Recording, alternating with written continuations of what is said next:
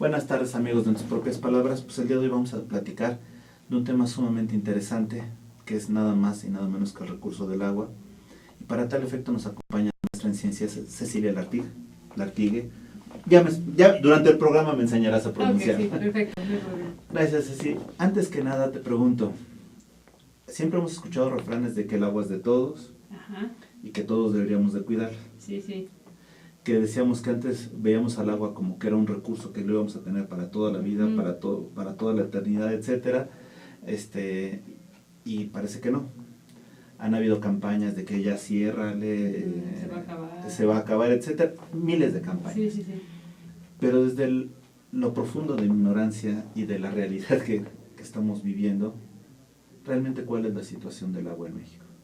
Pues la situación es, bueno, primero hay que decir que el agua no es que se vaya a acabar, porque esa es una cosa que todo el mundo cree. El agua ha sido la misma desde hace millones de años, ¿no? Casi que desde que estuvieron las moléculas, que de hecho las moléculas de agua estaban presentes en el universo. Entonces, la cantidad se ha mantenido constante todo el tiempo. Entonces, este tipo de campañas de que se va a acabar, pues no es cierto. Lo que pasa es que existe como una heterogeneidad en cómo se distribuye el agua, en el tiempo, en el espacio, y la cuestión de que nos hayamos vuelto urbanos, por ejemplo en México el 75% de la población es urbana, me parece que ya está acercando al 80%.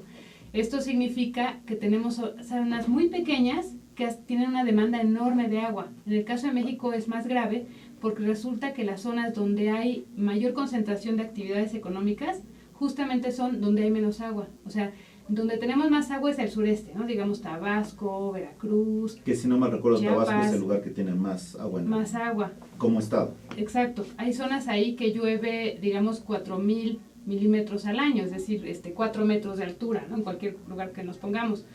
Pero si vamos, para contrastar, por ejemplo, en Baja California, tenemos zonas donde llueve 200 milímetros, o sea, que serían como 20 centímetros en todo el año.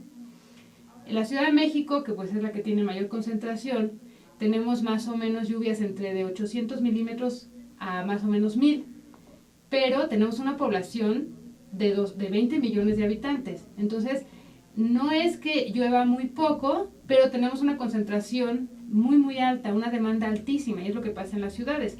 Y más con lo que te digo, ¿no? Que hay una distribución donde hay más agua, menos actividad económica, donde hay menos agua, más actividad económica. Y otra cosa que sucede en el país es que está muy marcada la época de secas y la época de lluvias, ¿no? Entonces hay periodos donde el problema son las inundaciones y hay otras épocas en donde el problema son las sequías. Entonces, distribuir el agua a lo largo del tiempo también es un problema. Y algo de lo que se habla poco es de la contaminación del agua. Como que todos estamos muy conscientes de qué cantidad de agua necesitamos. Bueno, ni siquiera estamos tan conscientes de qué hacer en las casas, pero al menos sabemos que hay un problema de cantidad, ¿no? Y dicen, usa menos agua. Pero hay un problema muy, muy serio también de contaminación del agua, donde la mayor parte de nuestros cuerpos de agua, o sea, ríos, lagos, tienen algún grado de contaminación. Y de eso se habla poco. Y qué gente lleva realmente a cabo acciones en donde disminuya su consumo, digamos, de productos de limpieza. La gente usa la cantidad de cloro que se le pega la gana y la verdad es que a nadie le importa. Entonces hay poca conciencia sobre calidad del agua y un poco más de conciencia sobre cantidad, cuando los dos son problemas graves. Entonces a veces tenemos agua suficiente, pero en mala calidad. Entonces eso tampoco es algo que le convenga al ser humano. Y también otra cosa que es muy importante tomar en cuenta es la calidad depende del uso, ¿no? Entonces si es agua para beber, somos muy, muy exigentes con ella. Hay una norma que es la 127 que es la que se aplica. Si es agua para el riego, entonces es una norma que es un poco más laxa. Si es agua para enfriamiento en la industria, entonces requerimos agua de menor calidad. Entonces esa es otra cosa muy importante. Depende para qué se requiera, es la calidad. En los ecosistemas también requerimos una calidad del agua, que no es la misma que la que requerimos para beber. Entonces todos estos conceptos son muy importantes de tomar en cuenta, porque se vuelven como campañas a las que la gente ya se volvió inmune, ¿no? Porque con esos mensajes de se va a acabar, la gente lo que dice es, bueno, pues ya para qué hago algo, de todas formas ya el mundo se va a acabar, pues ya mejor aprovecho y no hago nada. No, o sea, sí se pueden hacer cosas para que hagamos un mejor uso del recurso. A ver, Ceci, aquí yo tengo dentro de los usos de las aguas, Ajá. ¿hay alguna clasificación? Tú decías consumo humano, industrial, Ajá. la clasificación, ¿cómo sería? Pues más bien sería por tipo de normas que aplicamos. Por las normas. Sí, las normas te dicen más o menos el nivel que puedes tener de contaminantes, ¿no? Entonces hay una norma, por ejemplo, que aplica con agua para ver cuál es la calidad de las aguas que se descargan.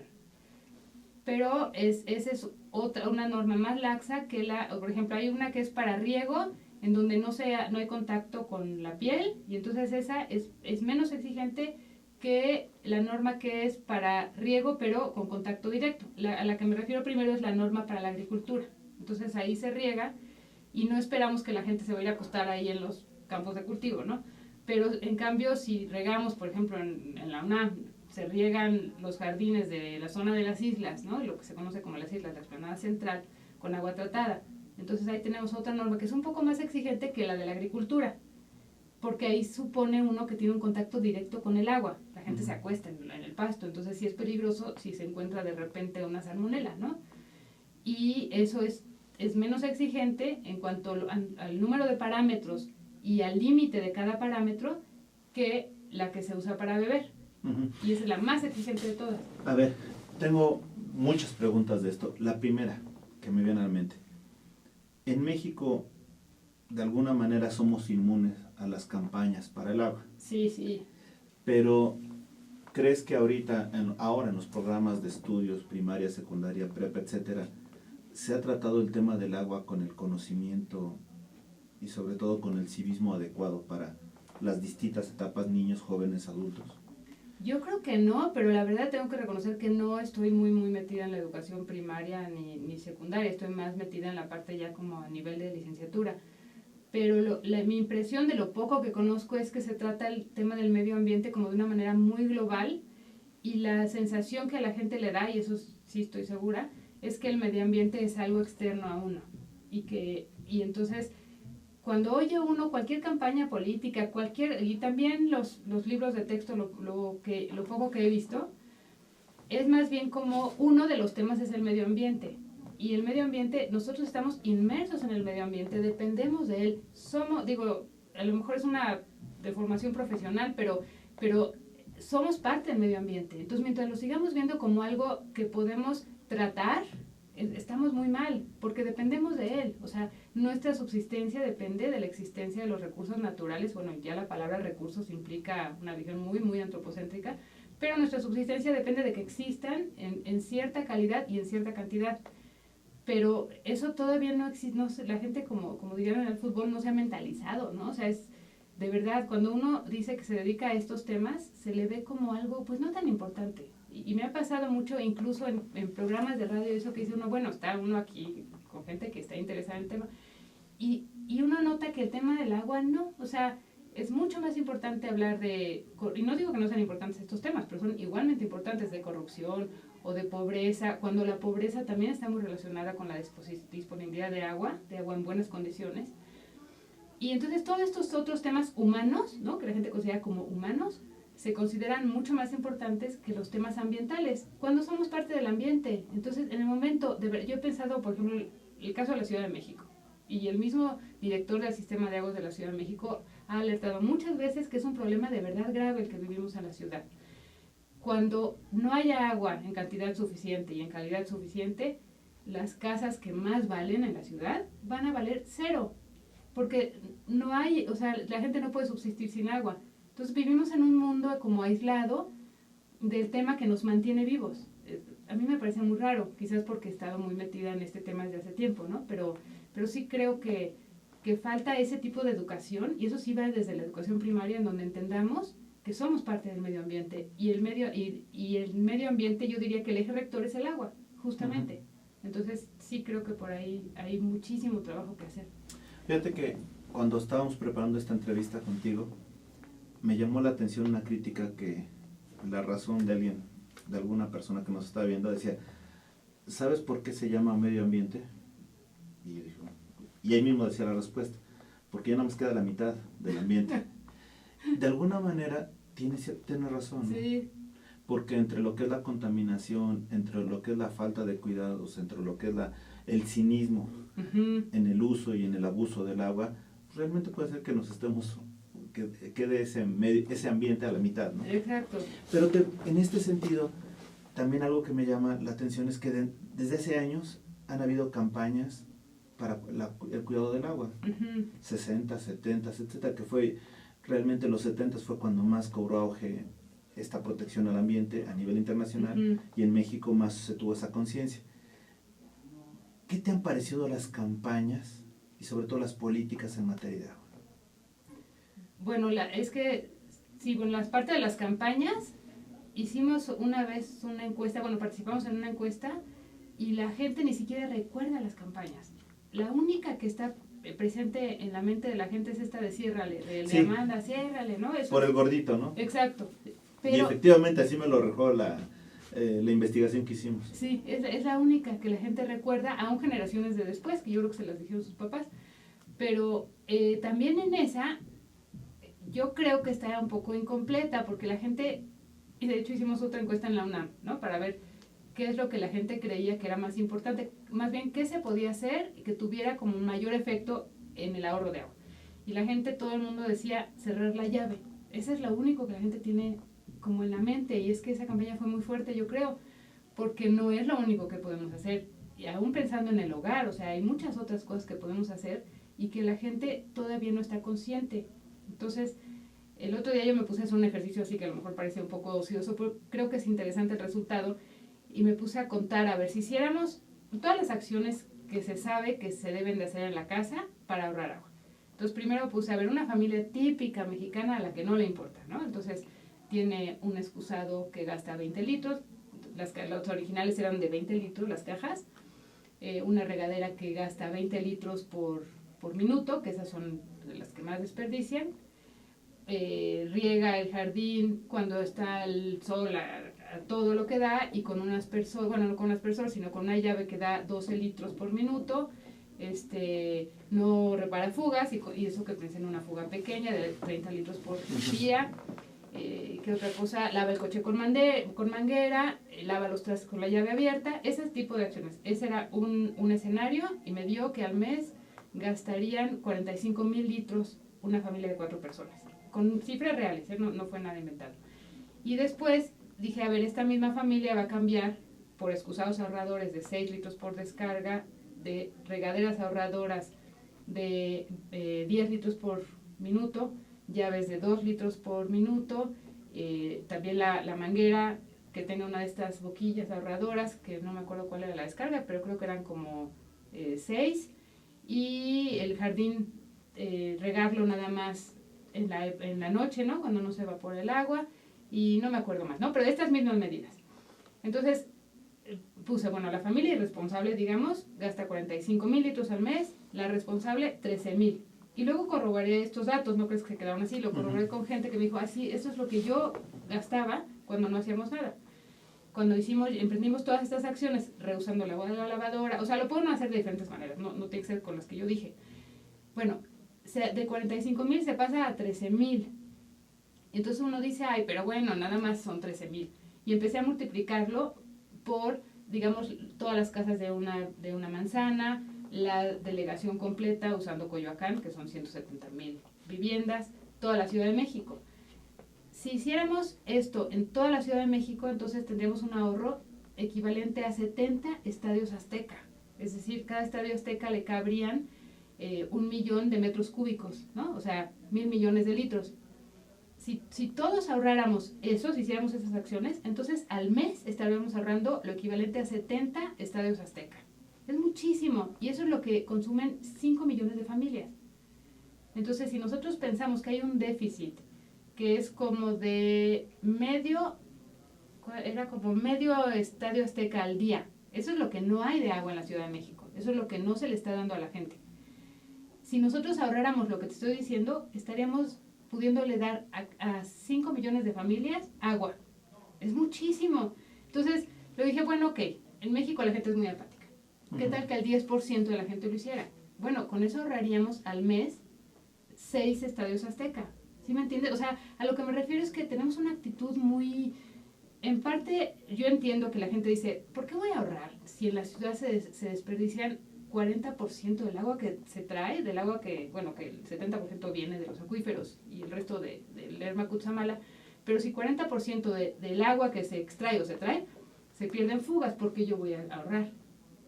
Pues eso sí es cierto, pero si no se reparan las fugas, simplemente con la actitud de los ciudadanos tenemos un ahorro muy, muy sustancial.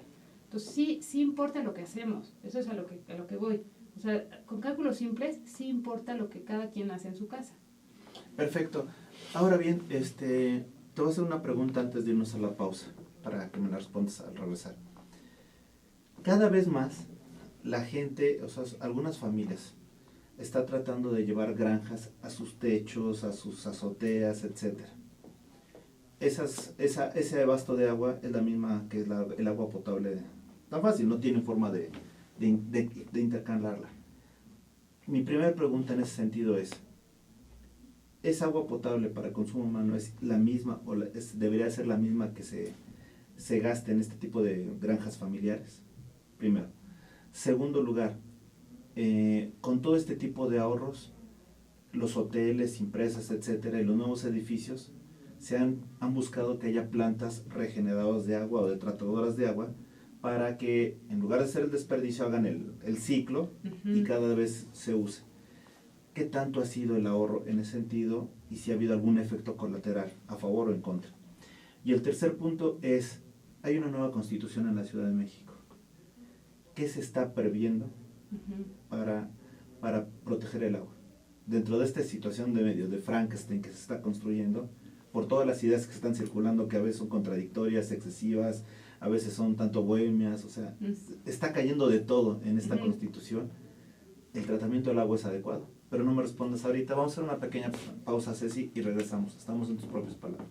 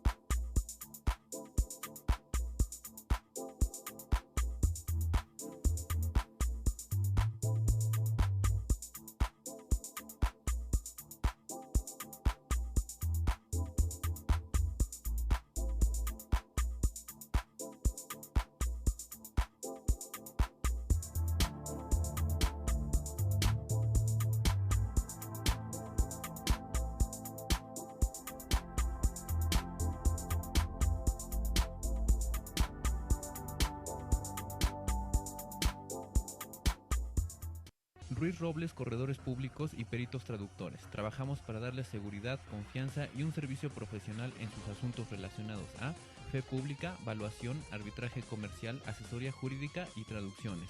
Para nosotros lo más importante es su satisfacción, brindándole además la asesoría jurídica necesaria en su negocio, con un equipo de profesionales capacitados para prevenir y resolver situaciones de riesgo en su empresa. Le aseguramos una asistencia profesional personalizada y humana a quien consideramos más importante, el cliente, porque las oportunidades pequeñas son el principio de las grandes empresas. Conferencista internacional, experto en temas empresariales, experiencia de 18 años en empresas multinacionales, entrena ejecutivos vendedores y empleados de 62 empresas multinacionales. Conductor del programa Líderes en Acción en Astele.tv. Ha brindado más de 2.500 conferencias en México, Centro y Sudamérica. Orador profesional y campeón nacional de oratoria. Considerado el comunicador del año. Gildardo Avendaño.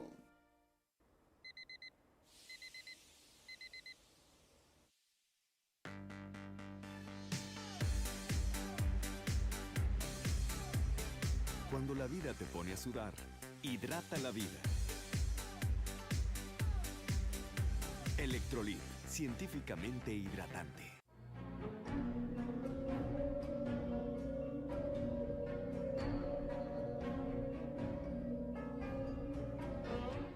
Rosso Fragola.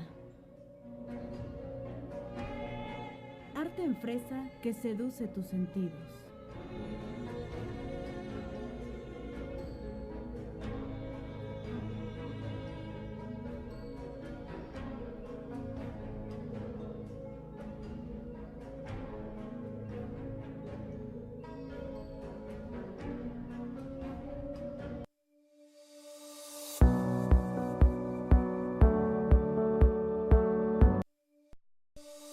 Alex, te habla Edgar. Bueno, estoy entonces. Suerte, ¿Quieres Edgar. lavar un frío? Pero los voy a grabar cuando no hablan los dos. ¿Con cuál empezamos? Con lo de... Regresamos, amigos, de tus propias palabras. Y Ceci, antes de irnos a la pausa, te hice 3 preguntas. Ujú. Vamos a empezar primero con la Constitución, Ok. con ese con Frankenstein que está creándose. Ok, sí revisé la Constitución, de hecho se tuvo una reunión hace poco para ver qué propuestas se hacían sobre la Constitución. Yo siento, como tú dices, que es más bien como un Frankenstein y que tiene muchos muy buenos deseos, pero que tiene demasiadas cosas, ¿no? Y en la parte de agua no está muy completo. Y yo creo que por un lado, en la parte de la Ciudad de México, sí creo que el sistema de aguas tiene que ser descentralizado para que tenga autonomía de gestión. Porque ahorita lo que sucede es que el dinero que se cobra de las tarifas entra a la tesorería y no regresa al agua. Entonces, el sistema está en problemas de verdad muy graves. Entonces sí creo que eso tendría que estar muy claramente establecido en la Constitución. Luego hay una parte que dice, no se privatizará el agua, algo así, no habrá privatización del agua y el servicio no podrá ser privatizado, no sé, es muy ambiguo. O sea, la verdad es que el sistema de aguas tiene a fuerzas que contratar a algunos organismos privados para que hagan ciertas cosas. Eso no quiere decir que SACMEX, o como le vayan a poner después, no sea un organismo público, pero tiene que hacer subcontrataciones. Y yo creo que este tipo de cosas los empiezan o sea, deja de haber posibilidad de movimiento. Y entonces se vuelve una cosa muy política. Eso es lo malo ahorita con el agua, que es un tema más político que técnico o de calidad de vida. A mí me parece que ese es el riesgo de esa Constitución también, que ahí se ve que todo el mundo quiere meterle mano. Y sí siento que falta una parte como más clara de cuáles serían, porque la Constitución tiene como 60 artículos de derechos. Está muy bien que todo el mundo tenga derechos, pero falta bastante de cuáles son las obligaciones entonces de los ciudadanos. Para ser realmente ciudadano, ¿no? Los Pues derechos sí, y las ¿no? obligaciones. Porque siento que en este afán político de votos, ¿no? De que todo el mundo quiere tener votos, entonces nadie se quiere arriesgar a exigirle nada al ciudadano. Pero el ciudadano está obligado, bueno, yo sí siento que tiene esa obligación, y la ley del DF de aguas ya lo prevé, pero está obligado a que no puede desperdiciar el agua, a que no se puede establecer, eso es muy importante, que no se puede tolerar que se establezcan en suelo de conservación, que son la zona de recarga de la ciudad. Entonces yo sí creo que por ahí oí una recomendación de que se considerara como la zona de seguridad hídrica, la zona del suelo de conservación, que está sobre todo en las delegaciones, por ejemplo, Tláhuac, Milpalta, Tlalpan, son estas zonas de bosques, que son las recargas de la ciudad. Entonces yo creo que esa parte se tiene que tomar muy en serio, de no permitir que se cambie el uso de suelo y no permitir los asentamientos irregulares. No es culpa de la gente, sino de la gente que los está, o sea, me refiero de los habitantes que no tienen de otra, pero sí de los que a cambio de votos les van permitiendo los cambios de uso de suelo y la verdad es que es un derecho de toda la ciudad, es derecho colectivo sobre derecho individual, ¿no? Tenemos derecho toda la ciudad a esa agua que se está infiltrando en esa parte. Eso creo que tiene que estar muy claro en la Constitución. Y esta parte también viene algo así como de que estará prohibido que se pongan empresas que utilicen mucha agua. Pues creo que constitucionalmente no se le puede prohibir a una empresa que se ponga aquí. Lo que sí se puede hacer es reglamentar el uso de agua, o sea, tienen que poner medidas para poder hacer un ahorro de agua y para no contaminarla. Entonces ese tipo de cosas sí creo que le falta bastante en ese sentido, aunque lo que sí me dio gusto fue encontrar que le dedican una buena parte al ordenamiento territorial, porque el agua está relacionada con el ordenamiento del uso del suelo, claro. Y luego la gente no lo entiende, pero es muy importante que se reglamente las zonas, por ejemplo, de recarga dentro de la ciudad, no nada más me refiero a esta zona de la periferia, sino también qué tanto, pero esto tiene que ver con los planes de desarrollo urbano, qué tanto se puede construir y cuánto se tiene que dejar de área de recarga.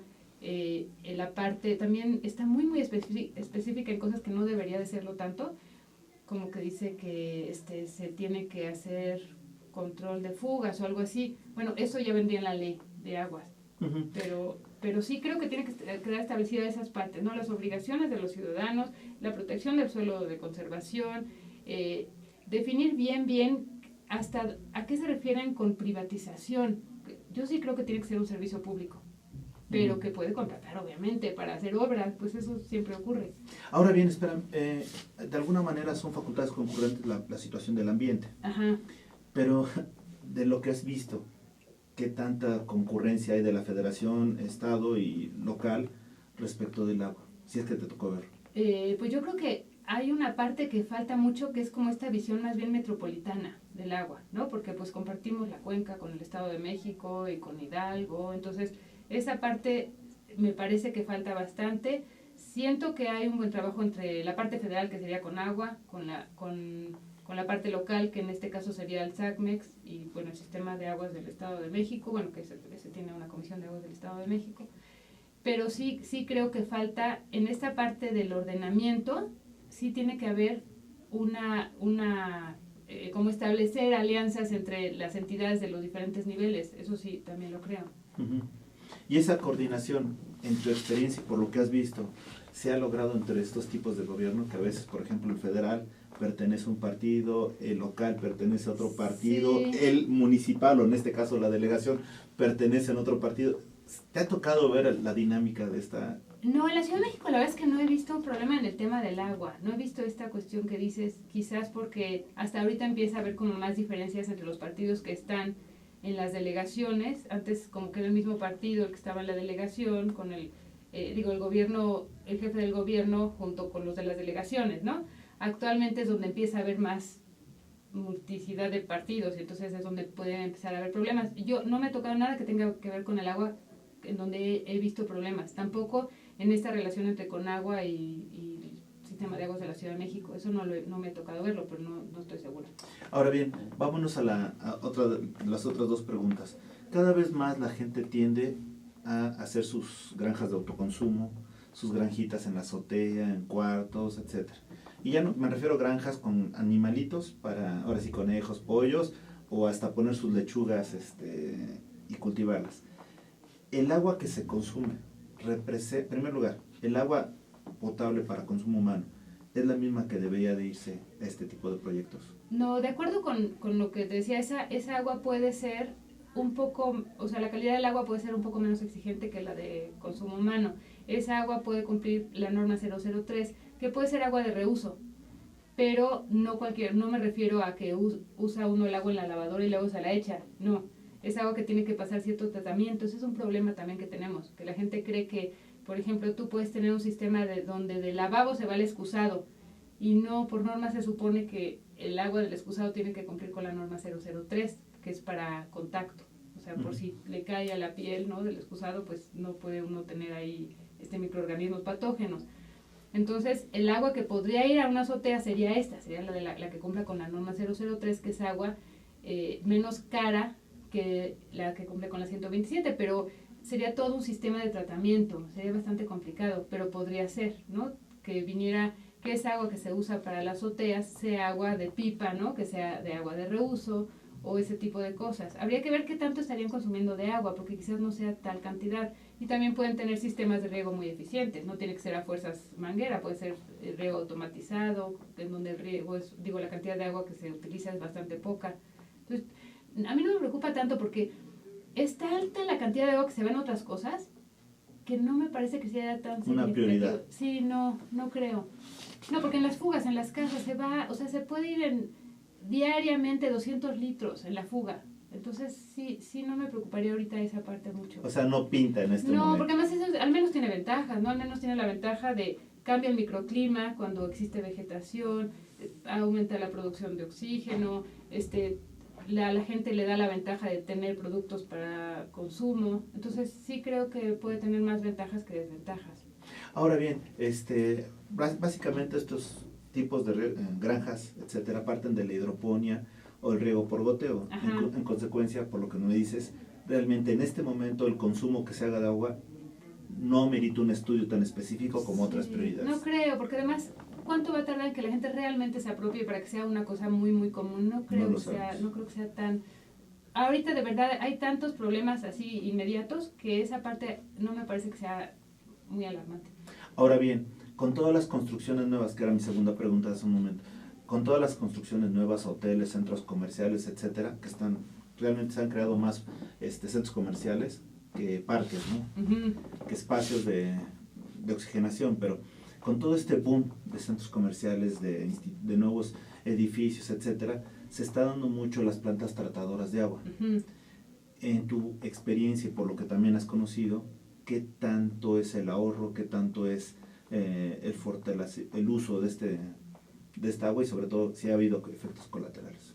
Yo creo que es una muy buena idea y sí funciona bastante porque se puede ahorrar, no sé, o sea, te puedo decir, plantas que, por ejemplo, en la universidad, en el Instituto de Ingeniería, que es donde está el programa donde pertenezco y donde está alojado, justamente ahí hay una planta de tratamiento y se ahorran al día 3,000 litros de agua. Entonces, toda el agua que se consume en los excusados viene de la planta de tratamiento. Claro que es una muy buena planta que tiene luz ultravioleta, o sea, se asegura que la calidad es muy buena y todo el tiempo se está monitoreando. Esa es una de las cautelas que hay que tener, que realmente se esté analizando la norma periódicamente, que se cumpla con la norma en el agua. Pero puede haber ahorros muy, muy importantes. Yo creo que eso es muy importante de hacer y me parece muy bien que además sea un costo que tenga que pagar el hotel, por ejemplo, el centro comercial, la planta automotriz. Me parece que está bien que sean ellos los que lo paguen. Pero yo creo que hay que ir un poco más allá. Por ejemplo, en la parte de los hoteles, yo creo que también los usuarios tienen que tener otra vez una responsabilidad, porque cuando la gente llega a un hotel no existe ninguna norma, se le da a escoger, si quiere, por ejemplo, algunos hoteles pueden no dejar la toalla para que se vuelva a lavar, pero pueden o pueden no hacerlo, ¿no? O sea, digamos, se les da la opción de que no se lave diariamente, sino que la usen varias veces, y eso, pues, qué bueno que lo hacen los que lo hacen, pero no están obligados. Yo creo que debería de haber mucho más restricciones para el usuario también. O sea, que uno no porque llega a un hotel de lujo puede usar la cantidad de agua que quiera. Yo he visto hoteles que están en zonas áridas y al usuario se le permite hacer lo que quiera cuando la gente que vive a un lado no tiene agua. O sea, aquí hicimos un estudio hace poco en donde vimos que la gente dice tener agua diariamente. De todo el país, solo el 14% de la población dice que tiene agua las 24 horas del día. A mí no me parece justo que si esa es la realidad nacional, en un hotel llegue una persona y tenga toda el agua que quiere cuando los habitantes de ahí al lado no tienen agua ni para satisfacer las necesidades más importantes. Yo creo que ahí es donde no es nada más el uso que hace el hotel, somos todos en todo el tiempo en cualquier lugar en donde estemos. O sea, es una conciencia, pero que tiene que cambiar. O sea, que las regaderas en los hoteles tuvieran un límite de tiempo. No puedo estar ahí media hora, o sea, 5 minutos y se acaba. De verdad creo que la situación del agua está a ese nivel de preocupación. No es una cosa voluntaria de si quiero o no cuidar el agua porque estoy en un hotel de... La gente cree eso, ¿no? Si estoy en un hotel de 5 estrellas, yo ya pagué. Ahora, perdón, me quedo con una inquietud. Tú hablabas de que la nueva Constitución habla de que prácticamente huye a todas las privatizaciones. Ajá. Pero cuando se dan este tipo de servicios de reciclado de agua, de purificación, como quiera, de tratamiento de agua, realmente son las empresas privadas las que lo hacen, ¿no? Uh-huh. ¿No estaríamos ahí hablando de algún tipo de privatización de este servicio que realmente no es malo? Sí, es que aquí se refieren a otra cosa y es... ¿O al abastecimiento se refieren? Al abastecimiento. Se refieren concretamente el SACMEX, el Sistema de Aguas de la Ciudad de México, que tiene que ser un ente público, porque sí existen ejemplos en el país, por ejemplo en Saltillo, en Aguascalientes, son entes privados.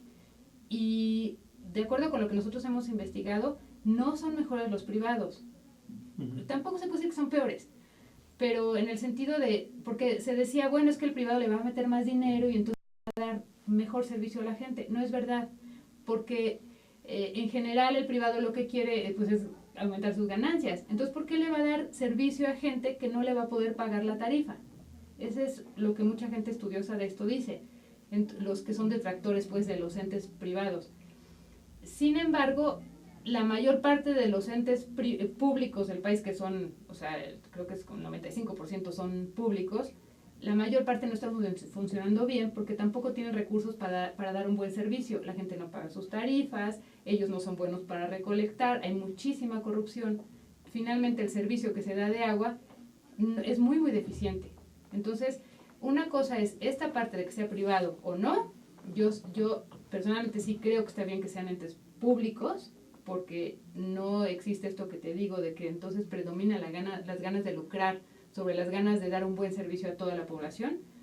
Pero hay muchos otros factores que no tienen que ver con la privatización, que hacen que el servicio no funcione. Entonces, por ejemplo, no se puede hablar de aumento de cuotas en la Ciudad de México, ¿no? La gente brinca, dice, ¿eso es privatización? No es privatización, puede ser un ente público que cobre el servicio de agua, como cobran la luz, el gas, el celular. En el estudio que te digo, que hicimos, la gente paga 4 veces más o menos el servicio del celular. Nadie, o sea, y se les preguntó, ¿es caro o barato? Y lo consideran igual de barato que el del agua. Entonces, ¿por qué la gente no quiere pagar el servicio del agua y no quiere un aumento de la tarifa para tener un mejor servicio, un servicio de las 24 horas del día? Que esto no tiene que ver con que sea privado, es simplemente hay que pagar las cuotas para que entonces el sistema de aguas tenga suficiente dinero para poder dar un buen servicio. Pero la gente está como, te digo, es un manejo político todo el tiempo. Se habla, o sea, se aprovechan estos temas para conseguir votos, y si la gente está asustada con la palabra privatización, entonces les dan por su lado, para que digan, no estamos privatizando, aunque no se entienda qué es eso de privatización. Ahora bien, hay los suficientes estímulos, pero no me la vas a responder ahorita, vamos a hacer una pequeña pausa, pero te pregunto, ¿crees que haya los suficientes estímulos para que la gente, los empresarios, los inversionistas, los propietarios de sus casas, los arrendatarios, de alguna manera piensen en ir a la inversión, ir a ahorrar el agua, o no hay simple y sencillamente estímulos y dicen, bueno, da lo mismo, pagar o no pagar, etcétera? No me lo respondas, hacemos una pequeña pausa y volvemos. Estamos en tus propias palabras.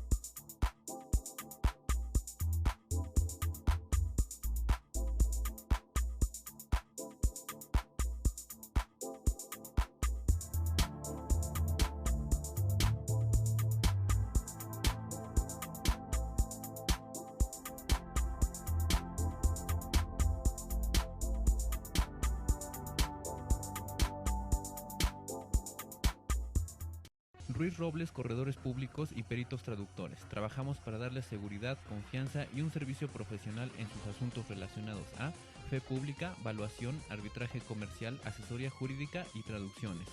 Para nosotros lo más importante es su satisfacción, brindándole además la asesoría jurídica necesaria en su negocio, con un equipo de profesionales capacitados para prevenir y resolver situaciones de riesgo en su empresa. Le aseguramos una asistencia profesional personalizada y humana a quien consideramos más importante, el cliente, porque las oportunidades pequeñas son el principio de las grandes empresas. Conferencista internacional, experto en temas empresariales, experiencia de 18 años en empresas multinacionales, entrena ejecutivos vendedores y empleados de 62 empresas multinacionales. Conductor del programa Líderes en Acción en Astele.tv. Ha brindado más de 2.500 conferencias en México, Centro y Sudamérica. Orador profesional y campeón nacional de oratoria. Considerado el comunicador del año. Gildardo Avendaño.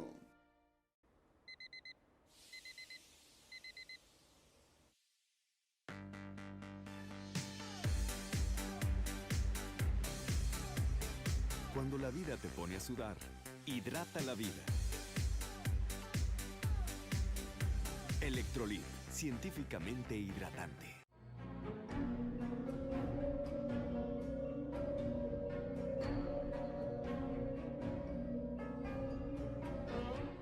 Rosso Fragola.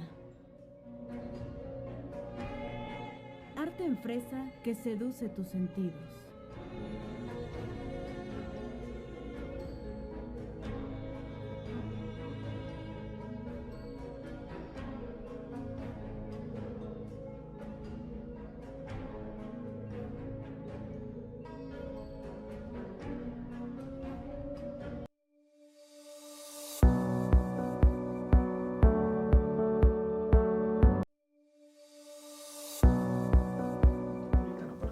Amigos, regresamos aquí en tus propias palabras. Estamos con la maestra en ciencias Cecilia Lartigue.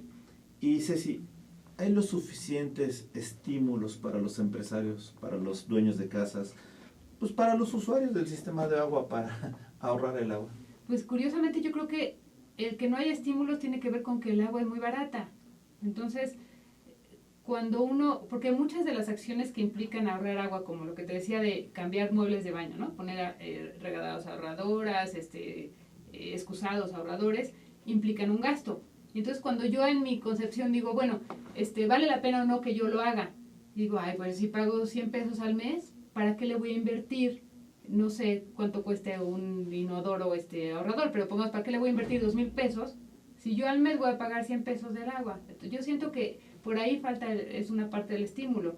Si uno, por implementar acciones que ayudan a la conservación del agua, ahorra en la factura, entonces sí es un estímulo hacerlo. Entonces yo sí creo que faltan estímulos también, por ejemplo, para el pago oportuno, ¿no? Porque en la encuesta esta que hicimos en el DF, la gente decía que si le hicieran un pequeño descuento en la factura, pagaría antes la factura de lo que lo hace, ¿no? Porque un problema serio en el DF es que la gente no paga el agua o se tarda más de 6 meses en pagarlo.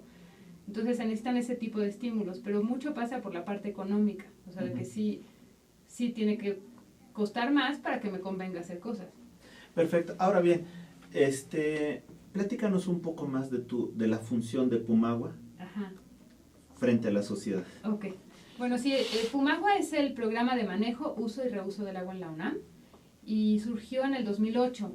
Y como surgió fue porque la universidad dijo, bueno, si estamos tan preocupados por cómo se usa el agua en el país, porque hay muchos investigadores, se encontró que hay como 26 dependencias, o sea, institutos, facultades, que se dedican al tema del agua, sus investigadores, ¿no? Digo, no todos sus investigadores, pero parte de ellos se dedican al agua.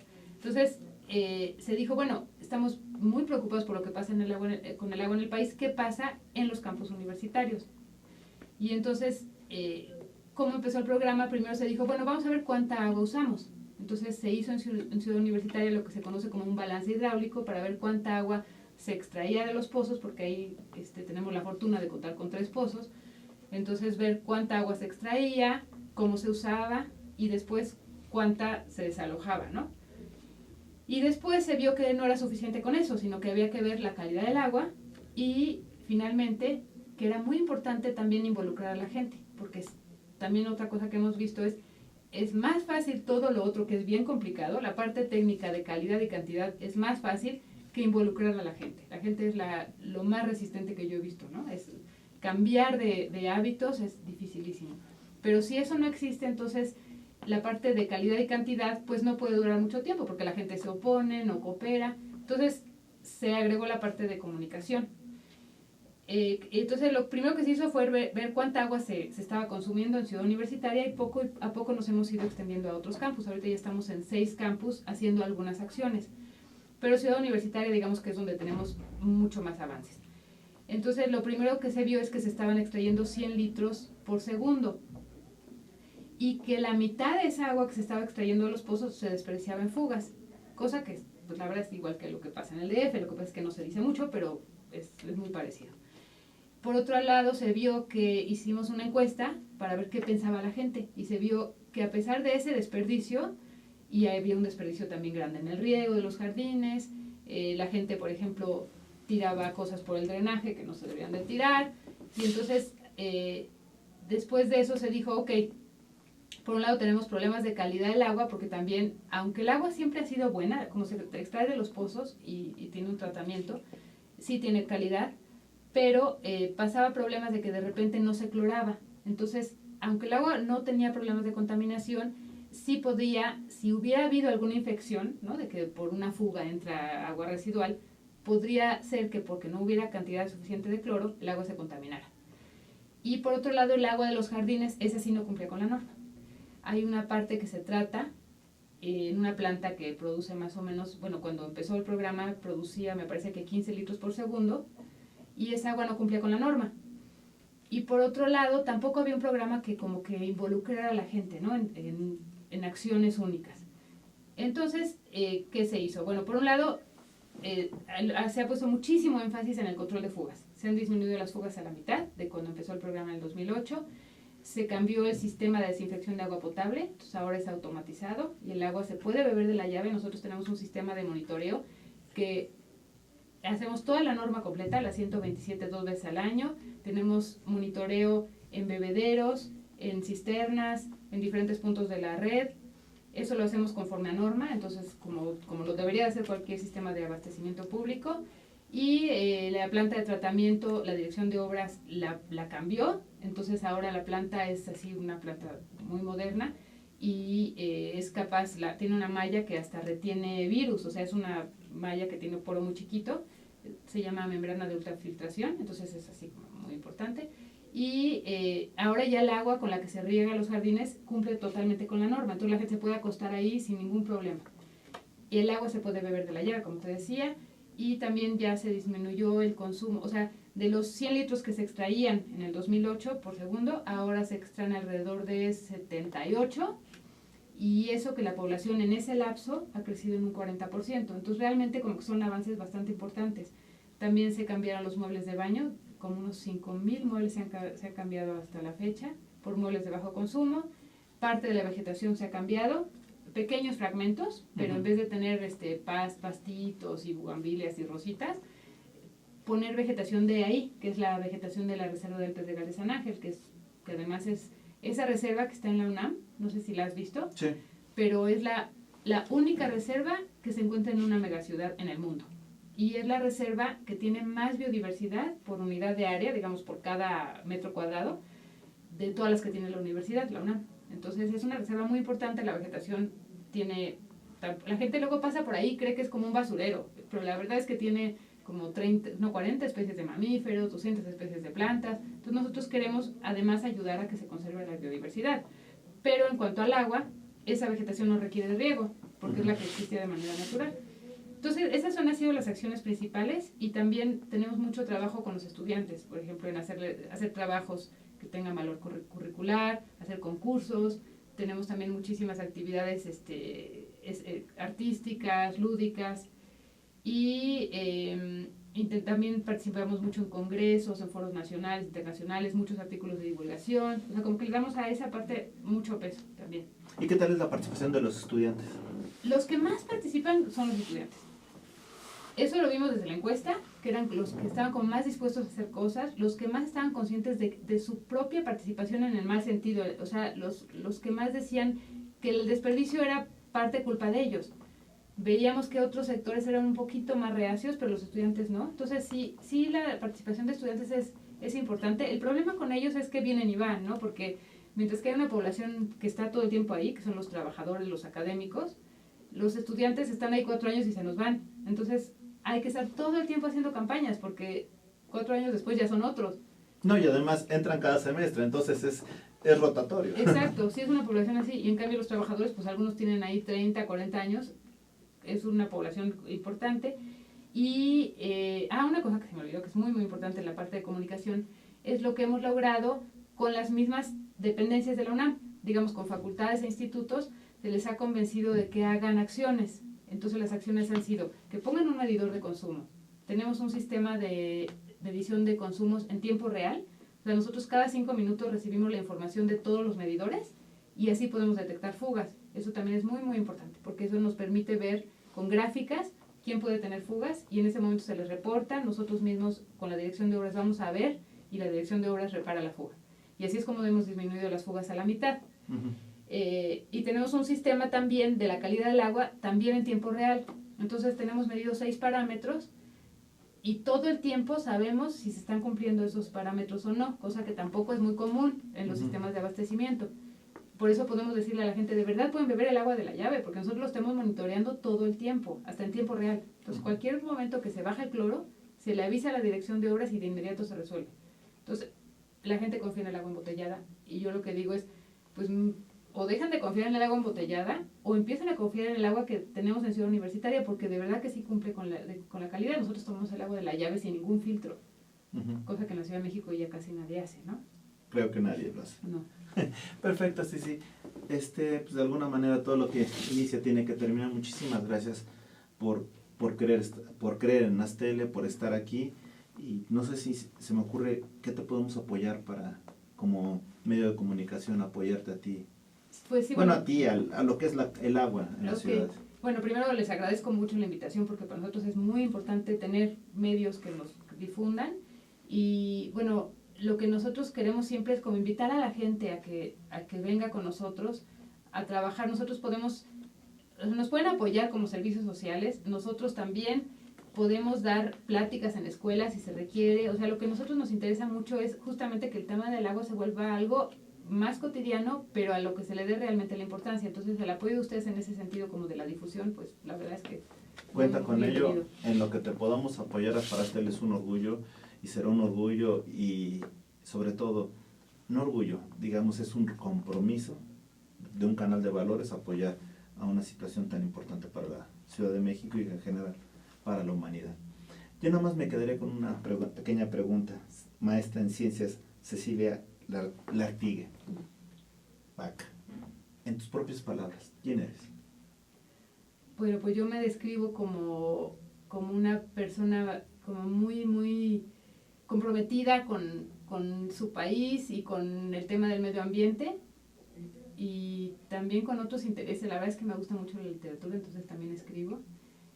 Y yo siento que eso es como algo básico en mi vida, el tener muchos intereses porque es lo que lo mantiene a uno realmente vivo. Pero sí siento como un compromiso muy, muy fuerte con el país y con el mundo. Eso es lo que diría. Muchísimas gracias, Ceci. Gracias a ustedes que nos han seguido y pues recordemos que el tema del agua es una responsabilidad de todos. Así es. Gracias y hasta la próxima, amigos. Esto ha sido en tus propias palabras.